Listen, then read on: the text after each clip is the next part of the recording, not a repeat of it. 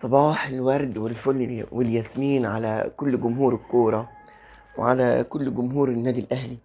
النهاردة اليوم بتاعنا يوم جميل خالص ورجوع للدوري المصري من تاني وإثارة الدوري المصري اللي نفسي يرجع فيه الجمهور يديله لذة وحماس ومتعة. مفيش غنى عن الجمهور في المدرجات. دخول الجمهور بيرفع من عائد الأندية وبيرفع من حماس اللعيبة، بيكون في دخل كويس للنادي يساعده. الأندية كتير بتعاني، أندية شعبية زي الإسماعيلي وزي الاتحاد وغيره وغيره. فأول حاجة يعني الناس كلها بتطلبها وتتمناها هو رجوع الجمهور. افتح الاستاد وسيب الناس تخش زي زمان. يعني احنا ما عندناش مشكلة مع حد، يعني احنا مش قلقانين من دخول الجمهور في حاجة. يعني يا ريت، يعني احنا عندنا الأمن يعني الحمد لله يعني شديد، يعني فالمفروض ما يبقاش فيه قلق ولا خوف من الكلام ده. يعني دي اول حاجه الواحد بيتكلم فيها. النهارده عندنا ماتشات في الدوري، عندنا الاسماعيلي وزد، ودي يعني مواجهه صعبه جدا على الاسماعيلي. هو زد اول المجموعه اللي بتنافس الهبوط من تحت، انما الاسماعيلي برازيل مصر في الاخر خالص. يعني الاسماعيلي عندنا معاه 18 نقطة في المركز ال 16. وضع يعني بصراحة صعب. فرقة زد طبعا يعني فرقة ممتعة وبتقدم كرة جميلة تحب تتفرج عليها بصراحة. يعني اتمنى لهم التوفيق كمان وكمان، وده مش مكانهم اللي هم فيه في الجدول في رأيي كده. يعني كان المفروض يبقوا فوق، انما الكرة ليها احكامها يعني. عندنا برضو الجونة وسموحة، برضو ماتش جامد، يعني ماتش كويس وجامد. يعني فرق بتنافس. وفي طلائع الجيش الاتحاد السكندري اللي بيبدأ احيانا في المركز الثالث والرابع، في مكانه وحشة قوي نادي الاتحاد. يعني ال 15 ولا 16 في المجموعة كتير قوي على نادي الاتحاد. يعني نادي الاتحاد ده هرم من اهرامات مصر، زي الاهلي زي الزمالك، يعني يوصل لكده. يعني انا زعلان وحزين يعني. ليه نادي الاتحاد ما بقاش فيه استقرار؟ بالذات انا بحب فرقه الاتحاد جدا. ليه يبقى احنا وضعنا كده؟ يعني المهم ان في ماتشات كويسه النهارده، تابعوها واتفرجوا عليها. ماتشين الساعه 9 و... والماتش الثالث هيكون بتاع الساعة 5 مساء، الجونة وسموحة الساعة 5 وعندنا الإسماعيلي وزد الساعة 9 وطلائع الجيش والاتحاد الساعة 9. عندنا حاجة جميلة قوي عايزين نتكلم فيها، منتخب مصر للشباب وكأس أفريقيا للشباب.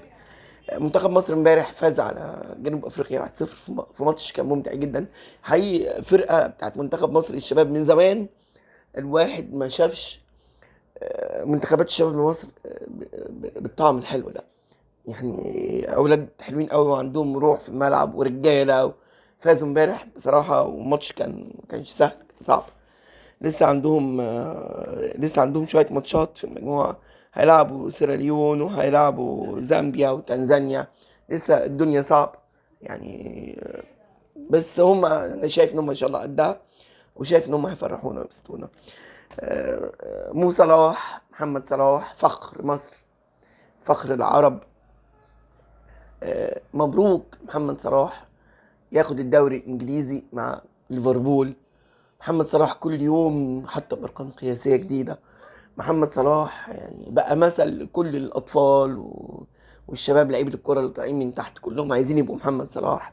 ربنا يديم عليه نعمه، نقول له مبروك والف مبروك. ربنا يديك الصحه يا محمد يا صلاح، وتفضل ماشي في طريقك زي ما انت. المفاجأة بقى الجميلة، احنا امبارح قلنا جهاز جديد نازل للنادي الاهلي التدريب الساعة 6. فعلا حصل، نزل الجهاز الجديد. طب كلام كويس، في لعيبة اتمرنت شدت حيلها في التمرين، اللي هم بالاخص المظاليم. يعني نعدهم بقى حسين الشحات ولا علي معلول ولا قفشه، وغيرهم. الناس كل واحد عايز يقول انا موجود وانا اقدر ان العب وان انا قاعد ظلم. احنا شايفين انكم قاعدين ظلم، بس شد حيلك. ولازم هم 11 لعيب بيلعبهم، ولازم اللعيب اللي بره يبقى على تاهب، والنادي الاهلي طول عمره اللي بره المفروض يبقى زي اللي جوه، بس كل واحد ليه طعم في الملعب. يعني كل لعيب ليه طعم في الملعب. ودي الميزه اللي بتميز لعيبه الاهلي، كل واحد بيبقى له شغلانه وقاله رتم، فبيبقى له ميزه يكسب بيها الفرقه. اللي زعل حاجه تانية خالص بقى، بيقول لك احتماليه رجوع كولر بدل ما نجيب مدرب اجنبي جديد. مين اللي يقول كده؟ ازاي وعشان ايه؟ ازاي كولر يرجع تاني؟ انما القضيه لما تدور تلاقي ان الشرط الجزائي كبير، هما هيدفعوا لمين ولا هيدفعوا لمين في محاسبات. طب انت ليه بتدور على مدرب اجنبي تاني يعني؟ طب انا اسال سؤال، انت ليه عامل لكولر عقده ل 26؟ يعني احنا في 25، المفروض هو موجود الموسم الجاي كمان، يعني عقده ينتهي الموسم الجاي، فبالتبعيه هو المفروض ياخد الراتب بتاعه لحد نهايه 26 عشان يمشي، والراتب بتاعه كتير، مبلغ كبير مش صغير. طب انا اكتب عقد ليه على نفسي يا كابتن محمود يا خطيب انت ومجلس اداره في كميه السنين دي؟ والله يا سيادته هو اللي بيجي الاهلي اللي بيصيطه، الاهلي اللي بيعمله، مش هو اللي بيعمل الاهلي. قلناها كتير وبنقولها تاني، اللي بيجي النادي الاهلي اي مدرب اجنبي بيجي الاهلي هو اللي بيطلعه فوق وهو اللي بيصيطه بقوه الاهلي وبخوف الانديه من الاهلي بجماهيريه الاهلي بشعبيه الاهلي وببطولات الاهلي، مش هم اللي بيجوا يعملونا. حضرتك لو سبت الجهاز المصري موجود دلوقتي هياخد بطولات وهيمشي وهينجح. احنا لازم عقده الخواجه. طبعا انا يعني اللي بيتقال ان هم فكروا في بديل، يعني البديل انا ما سمعت بدون ذكر اسماء ان كانت في فرقه عامله له اقاله، مقال من فريق، وان يعني طب انا اجيب واحد ليه مقال، المقال ده ما هو نفس الحال هتلاقيه برضه مش مظبط. طب واحنا يعني نجيب حد كويس يخلينا في الجهاز بتاعنا، وده الافضل والله. يعني انا وجهه نظري وماليش دعوه بالناس يقول لك لا عايزين مدرب اجنبي، انت عايز مدرب اجنبي ليه سعادتك؟ يعني انت عايز مدرب اجنبي ليه سعادتك؟ هيقول ايه جديد غير اللي بيقوله المدرب المصري؟ انا مدربين المصريين يا جماعه كويسين، يا جماعه اللعيبه المصريين كويسين، انتوا ليه اخدين اتجاه لازم الخواجه؟ بيعمل لنا ايه الخواجه؟ ما كان موجود الخواجه اهو، كان اخد بطوله ولا اتنين ولا تلاته، ما كابتن حسام البدري خد بطوله اتنين وتلاته، كابتن محمد يوسف خد على الاهلي بطولات، وغيره من المدربين المصريين. هو لازم يبقى خواجه ونغني له ونسقف له ونهيص ونعمل له احتفالات ونديله فلوس ياما؟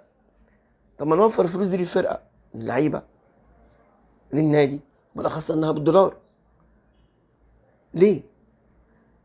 يا كابتن محمود يا خطيب يا مجلس اداره النادي الاهلي، من فضل حضراتكم، من فضل حضراتكم كولر تاني يرجع، او في كلام انه يرجع او انه مش عارف ايه، انتوا يعني انتوا لو فكرتوا ترجعوه شويه هتقضوا على لعيبه كتير ثمنها غالي. حسين الشحات بكام؟ هو عايز يقضي عليه. قفشه بكام؟ هو عايز يقضي عليه. ما تزعلوش مني. علي معلول على حاله ده يلعب و100 100، ما تقدرش تشتري باك تاني ب 2 3 مليون. علي معلول يلعب له 3 4 سنين تاني ان شاء الله، و10 على 10، ما هم دول هيوفروا لك الفلوس اللي انت ناقي همها الكولر.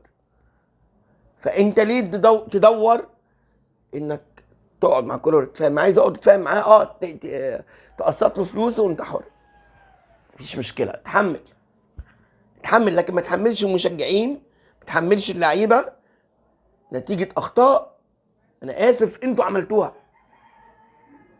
ده ما ينفعش يا كباتن، احنا مش اوروبا عشان اكتب عقد المدرب ب 26 ولو مشيته اديله المرتب بتاعه لحد العقد ما يخلص وهو بره. وانا ليه اعمل كده اصلا؟ والله اللي جاي على عيني وراسي العقد بسنه نجحت هعمل لك اللي بعدها، امني ومش امني، والله احنا عندنا كده، عاجبك حضرتك عاجبك مش عاجبك مع السلامه. اعملوا له يا سيدي يعني بموسمين، انما يفضل ماسك فرقه بتنام، يجي مدرب على قده مثلا وبالصدفه، بلاش على قده، مدرب كويس وجي النادي الاهلي وما مشيتش معاه، مش ماشيه معاه، هو حظه كده هنا. زي ما في لعيبه كوره كويسين جدا بيجوا عندك الفرقه ما يبقوش كويسين، مش مكتوبه لهم في المكان ده. ليه انا بقى 100 اصرار ان انا يبقى الخواجه واعمل له العقد 3 4 سنين ولا سنتين 3 فوق بعض، وتيجي الغرامات على النادي الاهلي ونبقوا محتارين؟ حرام. يعني كولر ده خسرك كام اصلا عشان طالب بمرتب لحد 26؟ خسرك كام بطوله؟ والكام بطوله دول سعرهم ايه؟ اخرهم بطوله افريقيا، وقطعه تروح تلعب في الانتر كونتيننتال ما انتش تلعب فيها يا كباتن. الله اكبر، لله الحمد، الظهر اذن، خلي بالكم، كفايه كده. ارجو من كل اخواتي الدعم ليا في الفيديو، وعمل لايك وشير لو امكن. ساعدوني ان انا انتشر، ساعدوني ان انا صوتي يوصل. السلام عليكم.